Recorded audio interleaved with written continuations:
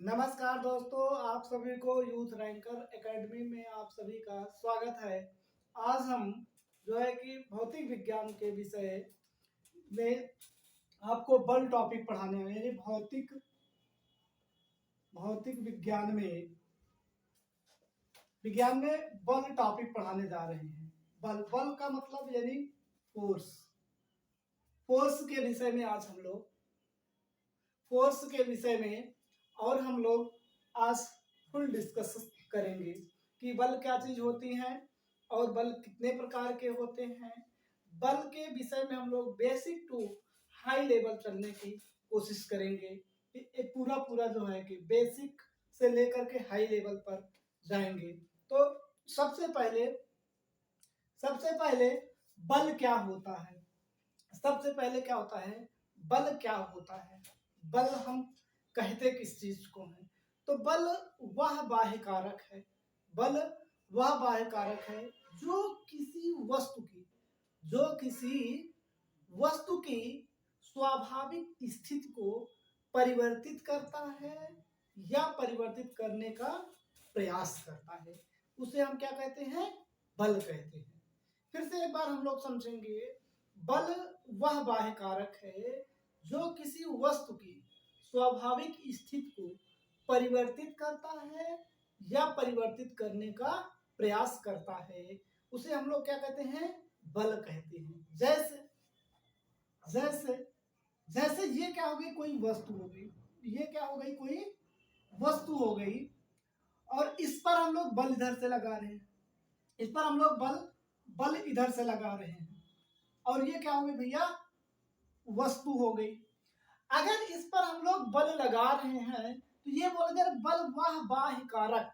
बाह्य कारक का मतलब बाह्य कारक का मतलब बाहर से कार्य करने वाला। ये क्या हो गया, बल वह बाह्य कारक है जो किसी वस्तु की स्वाभाविक मतलब मूल जैसे है उसकी स्थिति में परिवर्तित करता है या परिवर्तित करने का प्रयास करता है। परिवर्तित का मतलब ये इसकी मूल स्थिति है, हमने बल लगाया, ये इसकी स्थिति में कुछ इस तरीके से परिवर्तन आ गया, तो हम कह देंगे क्या हो गया, इस पर बल लगाया जा रहा है। या फिर ये ऐसे पलटे ना, बल की पलटने की क्या करे, कोशिश करे, तो उसी को हम लोग क्या कहते हैं, बल कहते हैं। या फिर अगली इसकी डिफिनीशन देखेंगे, बल वह साधन है जिसके द्वारा कोई कार्य किया जाता है। जिसके द्वारा क्या किया जाता है, कोई कार्य किया जाता, मतलब बल वह साधन है जिसके द्वारा कोई कार्य किया जाता है, उसे हम लोग बल कहते हैं। ये बातें हमें उम्मीद है कि आप लोग को यहां तक डाउट नहीं होगा। अब इसके बाद बल के लिए दो वस्तु पर क्रिया होना आवश्यक है। बल के लिए दो वस्तु पर क्रिया होना आवश्यक है। अगर एक वस्तु है तो उस पर बल का कोई अर्थ नहीं होगा,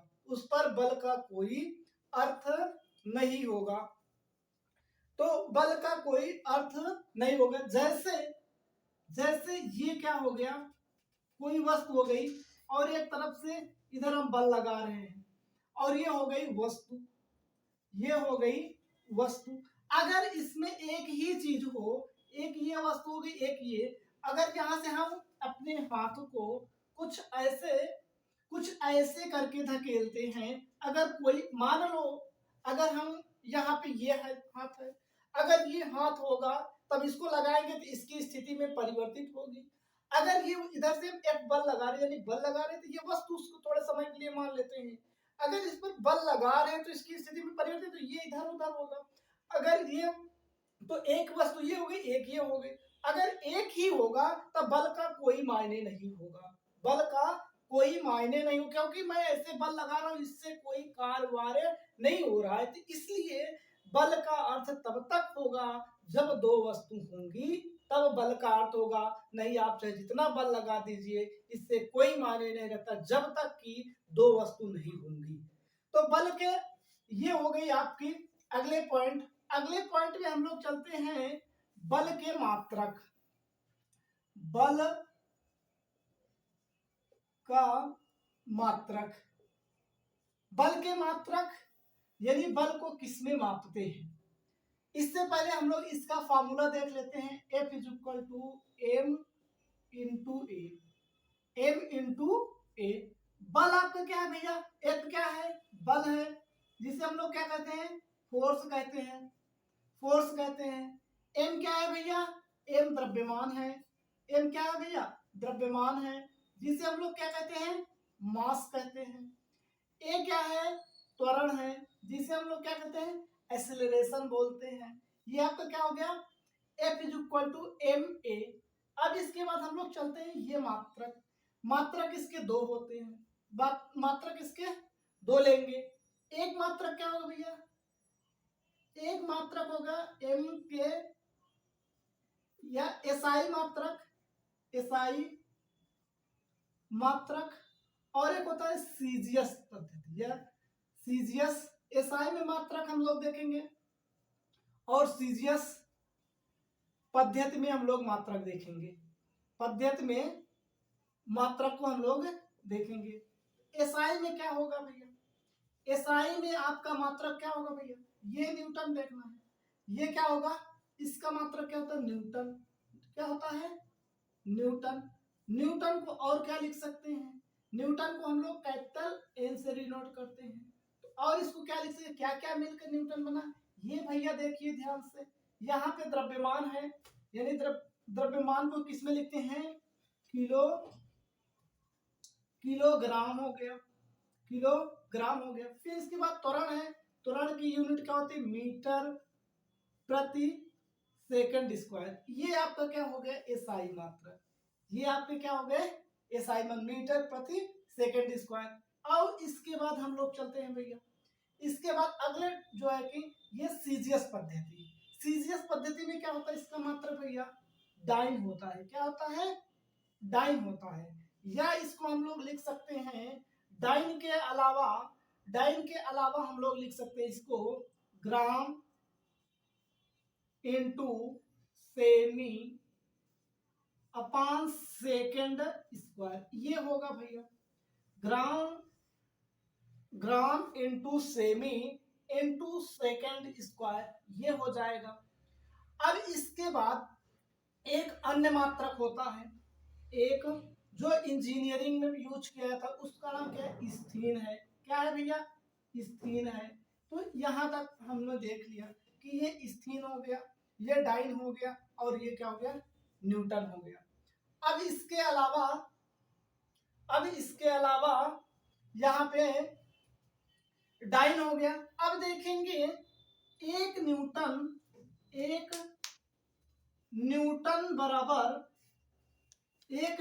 बराबर न्यूटन को क्या लिखेंगे? एन से लिखेंगे भैया। न्यूटन को एन से लिखेंगे, न्यूटन को एन से लिखेंगे। न्यूटन को एन से, यदि आपको किलो न्यूटन दे दिया है, किलो न्यूटन, तो किलो न्यूटन को क्या लिखेंगे भैया? के एन लिखेंगे। तो अब यहां से हम आगे बढ़ते हैं।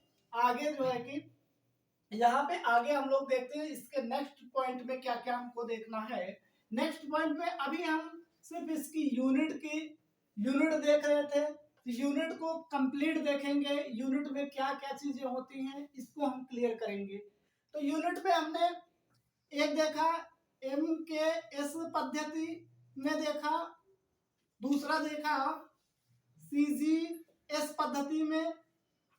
अब इसके बाद थोड़ा सा भैया हम लोग देखेंगे, एक देखा स्थिन देखा, तो सबकी वैल्यू क्लियर करना है कि हमको क्या क्या किस चीज की वैल्यू होती है। तो इसके लिए क्या करेंगे? तो यहाँ पे न्यूटन को बताया आपको भैया एन से डिनोट किया जाता है। तो एक न्यूटन बराबर होता है 1 kilogram into metre upon second square metre upon second square, ये इतना हो गया। अब ये एक सीजीएस होता है, दोनों को हमको इक्वल करना है, तो 1 न्यूटन बराबर 10 की पावर, यहाँ डाइन डाइन हमको एमके एस से सीजीएस में अगर हम दोनों की तुलना करें, सीजीएस पद्धति में देखें दोनों क्या होता है, तो एमके एस से 1 न्यूटन बराबर 10 की पावर 5 डाइन, 10 की पावर 5 डाइन, ये इतना होता है भैया। 1 न्यूटन बराबर कितना होता है भैया, 10 की पावर 5 डाइन होता है। 1 न्यूटन बराबर 10 की पावर 5 डाइन होती है। अगर इसी को हम 1 डाइन बराबर निकालें, 1 डाइन बराबर क्या हो जाएगा, ये इसमें क्या है, मल्टीप्लाई में है, तो ये कितना हो जाएगा, 10 की पावर, इसको ले जाएंगे तो 1 न्यूटन अपॉन 10 की पावर -5 हो जाएगा, 5 हो जाएगा भैया, सॉरी यहाँ पे 5 हो जाएगा। जैसे ही ऊपर ले जाएंगे तो इसके घात के चिन्ह में, जब आप लोग घातांक पढ़े होंगे तो घातांक में ये चीज बताई गई है, जब किसी संख्या या किसी संख्या की घात को हर से अंश में ले जाया जाता है तो उसकी घात के चिन्ह में परिवर्तन हो जाता है। तो यहाँ हम देखेंगे भैया, यहाँ 10 की घात 5 प्लस में है, 5 प्लस में है, तो ऊपर ले जाएंगे क्या हो जाएगा भैया, 10 की घात माइनस में हो जाएगा, और 10 की घात क्या हो जाएगा, ये 1 डाइन बराबर हो जाएगा 10 की घात -5 न्यूटन, ये आपका हो जाएगा, ये आपका हो जाएगा। फिर इसके बाद एक चीज और आपको बताया भैया कि एक स्थीन की बात हमने किया, 1 न्यूटन में कितने स्थीन होते हैं उसको हम देख लेते हैं। 1 न्यूटन में आपको 10 की घात 3 स्थीन होते हैं। कितने भैया, इसको मोस्ट इंपॉर्टेंट है क्योंकि ये इंजीनियरिंग में यूज होता है, क्योंकि 1 न्यूटन बराबर 10 की घात 3 स्थीन होता है। अगर एक स्थीन बराबर निकालना चाहे भैया, एक स्थीन बराबर निकालना चाहे तो ये कितना हो जाएगा, 10 की घात -3 न्यूटन हो जाएगा, ये भी मोस्ट आपका इंपॉर्टेंट है। फिर इसके बाद नेक्स्ट टॉपिक पे हम आ जाते हैं कि ये चीज हो गया, इतनी चीजें हमने देख लिया।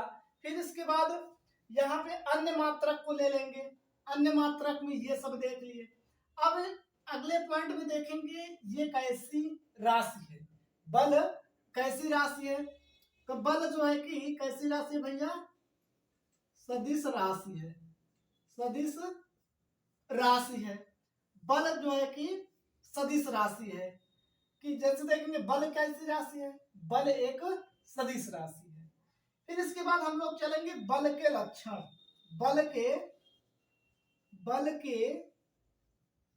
लक्षण, बल के क्या क्या लक्षण होते हैं।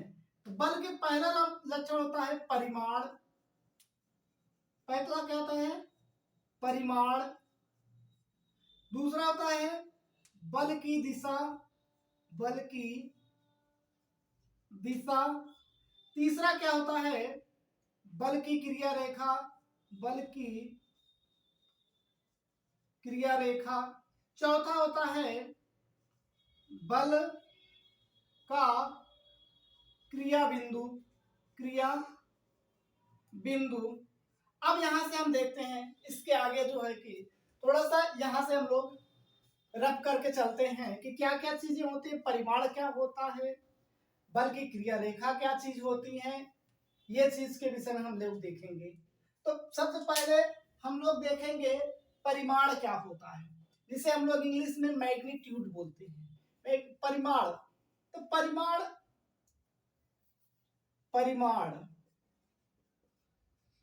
परिमाण के विषय में हम लोग जानेंगे परिमाण होता क्या चीज है। जैसे ये क्या हो गया भाई साहब, कोई पिंड हो गया, कोई वस्तु हो गई, अगर इस पर ये बोलेंगे कि ये वस्तु क्या है, वस्तु क्या है, वस्तु पर कितना बल लग रहा है, तो हम बोलेंगे भैया ये वस्तु पर 10 न्यूटन बल लग रहा है। तो ये जो 10 है यही संख्यात्मक मान हमारा क्या कहलाएगा, परिमाण कहलाएगा। मतलब किसी वस्तु पर कितना बल लग रहा है, यानी 10 न्यूटन, 5 न्यूटन, टन, ये सब चीजें, जो भी चीजें आपको बताई जा रही, ये ही आपका क्या है, परिमाण है। ये इसका क्या हो गया, परिमाण, यानी कोई वस्तु होगी, वस्तु पर जितना बल लगाया जा रहा है वही आपका क्या कहलाएगा, परिमाण कहलाएगा। फिर उसके बाद होता है बल की दिशा। भैया क्या होती है, बल की दिशा। तो बल की दिशा के विषय में चर्चा करेंगे भैया। क्या चर्चा करेंगे, डायरेक्शन ऑफ फोर्स के विषय में, कि बल की दिशा क्या होती है। ये परिमाण आपके समझ में आ गया होगा, क्योंकि ये वस्तु हो गई, ये क्या हो गया, थोड़ा सा हम लोग वस्तु हो गई भैया, वस्तु पर कितना 10 न्यूटन का बल लग रहा है। यही जो 10 है, यही जो 10 है आपका क्या है भाई साहब, यही आपका परिमाण है। अब इसके बाद बल की दिशा। अच्छा कहोगे सर जी बल की दिशा की क्या जरूरत है, इसका मतलब ये बताया जाएगा बल की दिशा में कि हमारा जो फोर्स है, जो बल है, वो किस दिशा में लग रहा है। तो यहाँ पे देखेंगे, यहाँ पे मान लो ये कोई क्या हो गया भाई साहब, ये कोई पिंड हो गया, ये क्या हो गया, कोई पिंड हो गया, या कोई क्या हो गई, वस्तु हो गई, ये वस्तु हो गई, इस पर हमने 10 न्यूटन का बल लगाया। अब ये बताना पड़ेगा, ये दिशा का मतलब ये है, दिशा का मतलब ये है कि ये किस तरफ कार्य कर रहे हैं, किस तरफ कार्य करे, मतलब ऊपर से लग रहा है बल, या नीचे से लग रहा है, या दाएं से लग रहा है, या बाएं से लग रहा है। तो ये आपका क्या हो जाएगा, बल हो जाएगा। अगर यही बात कह दिया जाए, एक थोड़ा सा हम लोग देख लेते हैं, मान लो ये क्या हो गया, कोई नदी हो गई, कोई या तालाब हो गया, या कुछ हो गया, और आपकी कार यहाँ फंसी हुई है, आपकी कार यहाँ से फंसी हुई, आपने कहा भैया हम आपकी मदद चाहते हैं, तो उन्होंने कहा कि सर कितना चाहिए, हमने कहा कि 10 न्यूटन का अगर आप बल लगा देते हैं हमारी कार में आप 10 न्यूटन का बल लगा लेते हैं, तो ये हमारी कार इधर से निकल जाएगी। आपने क्या किया भाई साहब, आपने ये नहीं बताया कि किधर से बल लगाना है। अगर आप ये नहीं बताएंगे किस दिशा में लगाना है, तो हो सकता है जो अगला व्यक्ति है ये इधर से आपकी बाइक को या 4 व्हीलर को इधर से धकेले, और आप देख तो आपकी किधर चली जाएगी, तालाब में चली जाएगी। दिशा की यही आवश्यकता है, लेकिन जब आपको जरूरत है, ये जान रहे हैं कि तालाब में चली जाएगी, तो आप क्या करेंगे, कहेंगे भाई साहब मेरी कार में पीछे से आपको 10 न्यूटन का धक्का लगाना है। तो जैसे ही ये 10 न्यूटन का धक्का लगाएगी, ये आपकी कार निकल जाएगी। इसलिए इसमें बल की दिशा की बहुत ज्यादा इंपॉर्टेंस है, सबसे ज्यादा बल की दिशा की इंपॉर्टेंस है, क्योंकि वहां पे अगर ये बात नहीं दी जाएगी तो ये उसका अनर्थ हो जाएगा। यहाँ पे चीजें क्या हो जाएगी, पूरा जैसे आप सोच रहे हैं उसका जस्ट अपोजिट हो जाएगा।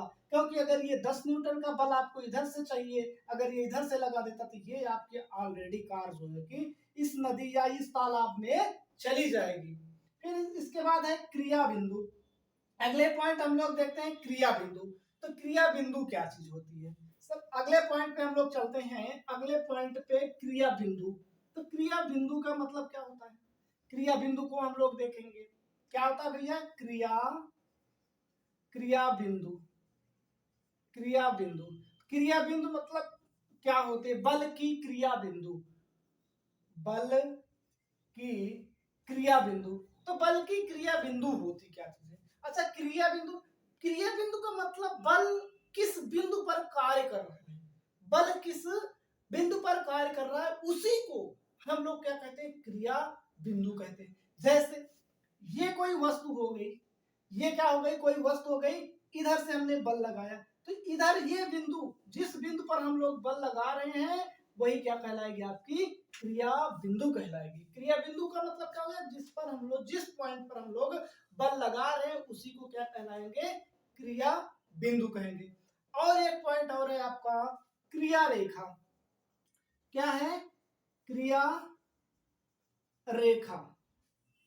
क्रिया रेखा में क्या होगा भैया, ये कोई वस्तु हो गई, यहां से हमने बल लगाया, ये इसका क्रिया बिंदु, इसी के सीधे एक लाइन अगर खींच दिया जाए तो यही क्या कहलाएगी, आपकी क्रिया रेखा। ये वाली लाइन आपको क्या कहलाएगी, क्रिया रेखा कहलाएगी।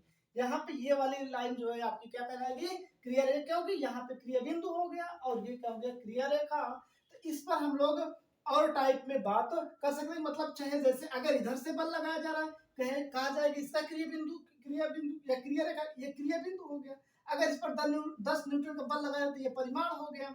और ये किस दिशा से लगा रहा है, अगर ये बताया ऊपर से, तो ये आपको यहाँ दिशा बता दी जाएगी। अगर क्रिया रेखा की बात करेगा भैया तो ये यहाँ से आप एक सीधी लाइन खींच देंगे, वही आपकी क्या कहलाएगी, क्रिया रेखा कहलाएगी। फिर इसके बाद अगर कि मान लो यहाँ पे दो एंगल होंगे तो ये इसके एंगल अलग अलग निकालने के लिए बात कही जाएगी, तो वो आपके अगले टॉपिक में देखा जाएगा कि जब बल को अलग अलग करना होगा।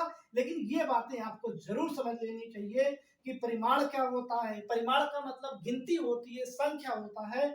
और इसके बाद दिशा, दिशा का मतलब क्या हो गया कि आप ऊपर से बल लगा रहे हैं, नीचे से बल लगा रहे हैं, दाएं से बल लगा रहे हैं, बाएं से बल लगा रहे हैं। फिर इसके बाद हमने आपको क्रिया बिंदु पढ़ाई। क्रिया बिंदु का मतलब क्या हो गया कि वह किस बिंदु पर काम कर रहा है, ये चीज हमको देखना कि ए बिंदु, बी बिंदु, जो भी आप लोग बिंदु मान सकते हैं मान ले, वो आपका क्या कहलाएगा, क्रिया बिंदु कहलाएगा। फिर उसके बाद क्रिया रेखा, उसी के सीध में अगर हम एक रेखा खींच लेते हैं वो आपकी क्या कहलाएगी, क्रिया रेखा कहलाएगी। फिर अगले टॉपिक पर हम लोग चलते हैं, इसके बल के क्या क्या प्रभाव होते हैं। अगले टॉपिक पर हम लोग डिस्कस करते हैं कि बल के क्या क्या प्रभाव होते हैं।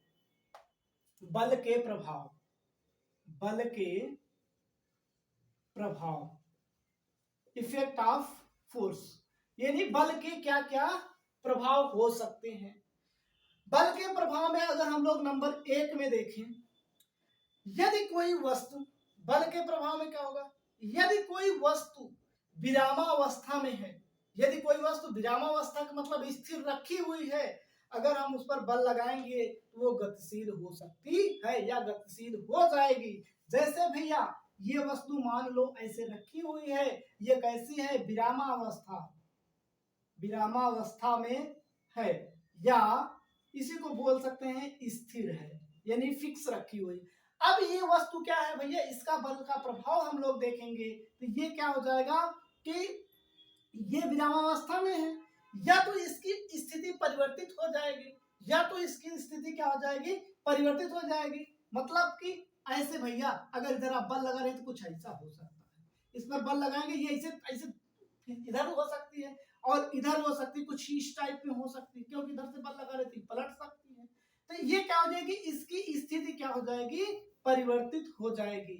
अगर यह परिवर्तित हो जाएगी या फिर क्या हो सकती है, ये गतिशील हो सकती है। गतिशील का मतलब ये आगे बढ़ सकती है। जैसे और नेक्स्ट एग्जांपल में हम लोग इसके देखते हैं, अगर जैसे आप वॉलीबॉल खेलते हैं, वॉलीबॉल खेलते समय जैसे आप लोग क्या करते हैं, ये क्या हो गया, वॉलीबॉल, फुटबॉल हो गया ये। अब यहाँ से आप पैर से मारते हैं, इसकी दिशा चेंज कर सकते हैं। बल का प्रभाव ये भी है, जब किसी पिंड पर हम लोग बल लगाते हैं तो उसकी स्थिति, उसकी दिशा हम लोग क्या कर सकते हैं, परिवर्तित कर सकते हैं। ये भी 2 नंबर में प्रभाव आपका देख सकते हैं, क्योंकि जैसे आप वॉलीबॉल खेलते हैं, आपको सीधा आ रहा है, आप उसकी डायरेक्शन चेंज कर देते हैं, उसकी पूरा पूरा डायरेक्शन इधर से उधर कर सकते हैं। ये भी आपका क्या है, बल का प्रभाव है। और 3 नंबर में हम लोग देखेंगे, अगर कोई वस्तु, अगर कोई वस्तु गतिशील है, गतिशील का मतलब चल रही है, हम लोग अगर उसे बल लगाकर उसे स्थिर यानी विरामावस्था में ला सकते हैं। जैसे कुछ चीज ऐसे चली जा रही है, ऐसे मान लो ये वस्तु हो गई, ये क्या है, गतिशील है, गतिशील है, गतिशील,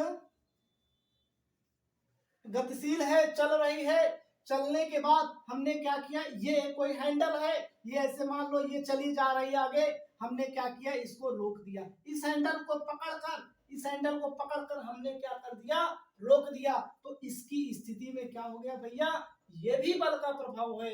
किसी गतिशील वस्तु को हम लोग स्थिर कर सकते हैं, क्या लगाकर, बल लगाकर। किसी भी वस्तु को ये आपके बल प्रभाव देखने को मिल जाएंगे। और नेक्स्ट पॉइंट में और हम देख सकते हैं, जब हम बल लगाते हैं, ये जरूरी नहीं है कि उसकी स्थिति परिवर्तित हो या ना हो, वस्तु का आकार परिवर्तित हो सकता है। जैसे हम लोग क्या करते हैं कि गेंद ले ले, गेंद को क्या करें, बल लगाएं, तो वो जो गोली सी गेंद होती है वो चपटी सी भी हो सकती है, उसका आकार भी परिवर्तित कर सकते हैं। 4 नंबर में ये देख सकते हैं कि कोई वस्तु है, जैसे ये गेंद है, मान लो ये बैलून ले लेते हैं, इस पर बल लगाते हैं, ये ऐसे रहता है, इसकी जो है कि विराम या गति अवस्था में ना आकर भैया इसकी स्थिति क्या हो जाती है, कुछ इस तरीके से हो जाती है। अगर इस पर हम लोग ऐसे बल लगाएं तो इसकी स्थिति में क्या हो जाएगा, परिवर्तन हो जाएगा। ये भी हम लोग देखते हैं। अब इसके बाद हम लोग यहाँ तक समझ चुके, अब हम लोग चलते हैं कि बल का प्रभाव क्या होता है। बल के प्रभाव के विषय में देख लिए। अब हम लोग अगली टाइप में चलते हैं, बल के प्रकार के विषय में, कि बल कितने प्रकार के होते हैं, इसके क्या क्या कार्य हैं, अब कहाँ कहाँ ये यूज होते हैं। तो मुख्य रूप से बल दो प्रकार के होते हैं। कितने प्रकार के भैया, बल दो प्रकार के होते हैं। बल दो प्रकार, एक होता है संतुलित बल, संतुलित बल, दूसरा होता है असंतुलित बल, जिसे इसे बैलेंस फोर्स बोलते हैं, और इस वाले को अनबैलेंस फोर्स बोलते हैं। इस वाले को बैलेंस फोर्स बोलते हैं और इस वाले को अनबैलेंस, यानी संतुलित बल और असंतुलित बल। तो संतुलित बल किसे कहते हैं? संतुलित बल का मतलब क्या होता है? संतुलित बल वे बल होते हैं जब किसी पिंड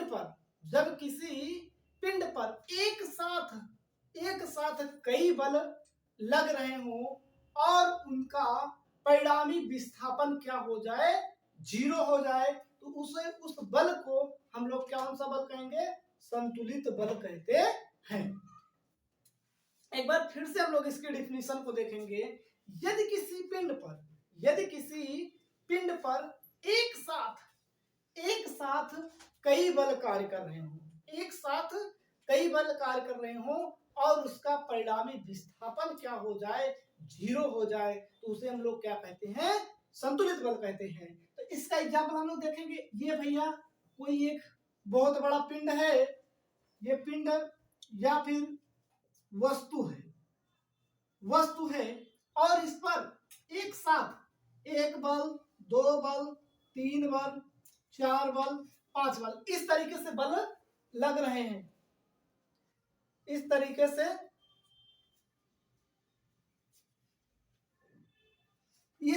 से लग रहे हैं। अब इस पर मान लो ये 5 न्यूटन का है, ये 4 न्यूटन का है, ये इस तरीके से बल है, और सभी को मिलाकर मान लो एक परिणामी आ जाए, इधर से परिणामी कोई भी हो, जो ये वाला क्या कर दे, इन सबके प्रभाव को क्या कर दे, जीरो कर दे,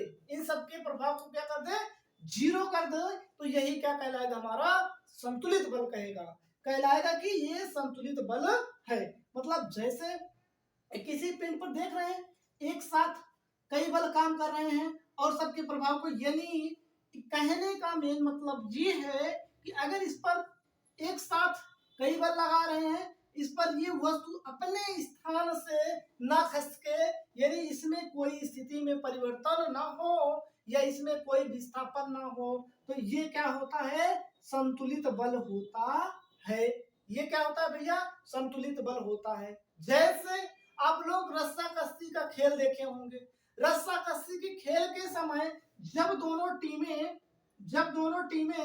एक समान बल लगा रही होती हैं, तो उस समय क्या होता है कि जैसे ये मार्कर हो गया, इस पर हम बल लगा रहे हैं, तो आपको ऐसा नहीं लग रहा है कि इस पर बल काम कर रहे हैं, क्योंकि दोनों की तरफ का परिणामी विस्थापन क्या हो रहा है, जीरो हो रहा है। दोनों टीम एक तरफ दोनों समान बल लगा रही हो, ऐसा लगता है कि इस पे कोई बल नहीं, क्योंकि इसमें कोई विस्थापन नहीं होता। इस मार्कर को आप लोग देखते हैं, वो अपने स्थान पर ऐसे पड़ा रहता है, तो उस वाले बल को हम लोग क्या कहते हैं, संतुलित बल कहते हैं। लेकिन एक बात है भैया, इसकी जो है कि स्थिति, मान लीजिए कि स्थिति में या विस्थापन में कोई परिवर्तन नहीं हो रहा है, लेकिन इस वस्तु के आकार में परिवर्तन हो सकता है।